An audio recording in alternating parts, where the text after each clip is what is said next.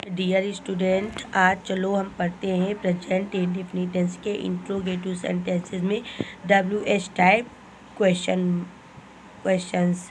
तो देखिए क्या होता है कि WH टाइप इंट्रोगेटिव जो सेंटेंस होते हैं इसमें क्या, क्यों, कब, कैसे, ये जो क्वेश्चन वर्ड होते हैं ये वाक्य के बीच में आते हैं।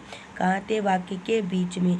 जब ये वाक्य के बीच में आते हैं तो जब इनका हम ट्रांसलेशन करते हैं तो सबसे पहले हमको इनकी स्पेलिंग लिखनी पड़ती है। ठीक है, तो सबसे पहले इनकी स्पेलिंग लिखेंगे, उसके बाद हेल्पिंग वर्ब लिखेंगे, उसके बाद सब्जेक्ट लिखेंगे और हेल्पिंग वर्ब सब्जेक्ट के अकॉर्डिंग उसके बाद लगाएंगे वर्ब, फिर ऑब्जेक्ट। बस इतना ही करना होता है। और अगर क्या ये जो क्वेश्चन वर्ड क्या होता है, अगर ये वाक्य की शुरुआत में आता है तब हम क्वेश्चन वर्ड क्या की स्पेलिंग नहीं लिखते हैं, सिर्फ helping verb, subject, verb, object. तो देखो इसका, देखो राम कहाँ जाता है, तो कहाँ जब बीच में आया है तो सबसे पहले हमको कहाँ की स्पेलिंग वेयर लिखना पड़ेगा, फिर हेल्पिंग वर्ब लगाना पड़ेगा जो कि होती है डू या डज। डज लगाया जाता है सिंगुलर के साथ, तो राम सिंगुलर है इसलिए डज लगाएंगे। फिर सब्जेक्ट लिखेंगे राम, फिर लिखेंगे वर्ब गो। इसमें ऑब्जेक्ट है नहीं, कुछ नहीं। फिर इसके बाद क्वेश्चन मार्क, तुम क्यों चिल्लाते हो, फिर क्यों बीच में आया, तो सबसे पहले वाई, फिर तुम के अकॉर्डिंग हेल्पिंग वर्ब तो डू, फिर लिखेंगे सब्जेक्ट यू, फिर शाउट। फिर राम रावण को कहाँ मारता, तो सबसे पहले वेयर, फिर राम के अकॉर्डिंग डज, फिर लिखेंगे राम, फिर लिखेंगे वर्ब किल, फिर लिखेंगे ऑब्जेक्ट टू रावण। तो इसी तरह से ट्रांसलेशन किए जाते हैं। तो ये देखिए कुछ बुक के हम लोग क्वेश्चन सॉल्व करते हैं। तो देखिए क्या इसमें सब WH टाइप, येस और नो टाइप दोनों प्रकार के हैं। तो चलिए ट्रांसलेट करते हैं। क्या अध्यापिका हमें प्यार करती है, तो क्या जब शुरुआत में आता है तो क्या की स्पेलिंग नहीं लिखते हैं, सिर्फ हेल्पिंग वर्ब से स्टार्ट करते हैं। अध्यापिका यहाँ एक है इसलिए लिखेंगे डज। टीचर, फिर वर्ब लव, फिर लिखेंगे ऑब्जेक्ट अस। क्या वह कठिन परिश्रम करता है, does he work hard. Work means परिश्रम करना, हार्ड मीन्स कठिन।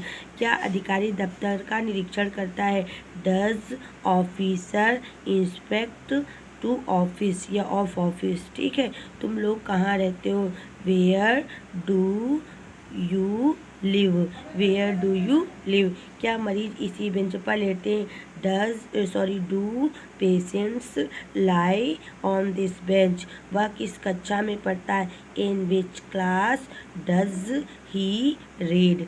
क्या नितिन के पिताजी चित्रकारी करते हैं, तो डज नितिन्स फादर पेंट्स। ठीक, पेंट केवल पेंट्स मत कर देना, डज नितिन्स फादर पेंट।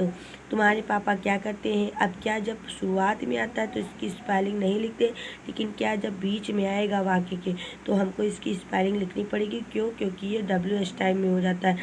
तो लिखेंगे वॉट, फिर तुम्हारे पापा एक ही हैं इसलिए लगाते हैं हेल्पिंग वर्ब डज।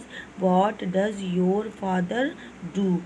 फिर है तुम इस होटल में क्यों नहीं ठहरते हो, तो क्या लिखेंगे, वो क्यों नहीं वाला कल करवाएंगे।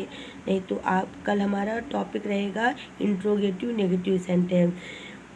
तो ये कल के लिए छोड़ते हैं। दादाजी प्रतिदिन व्यायाम क्यों करते हैं, why does grandfather do exercise every day. फिर अर्पित यह पेन कब प्रयोग करता है, when does Arpit use this pen. क्या दादी माँ प्रतिदिन मंदिर जाती है, does grandmother go to temple every day. क्या तुम नितिन को जानते हो, डू यू नो नितिन। क्या वह अपना पाठ याद करता है, does he learn his lesson.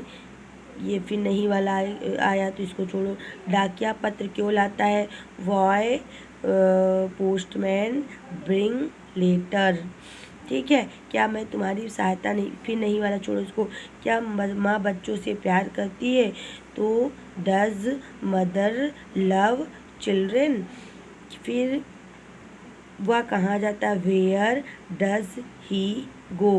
क्या तुम अपना काम स्वयं करते हो, do you do your work your self.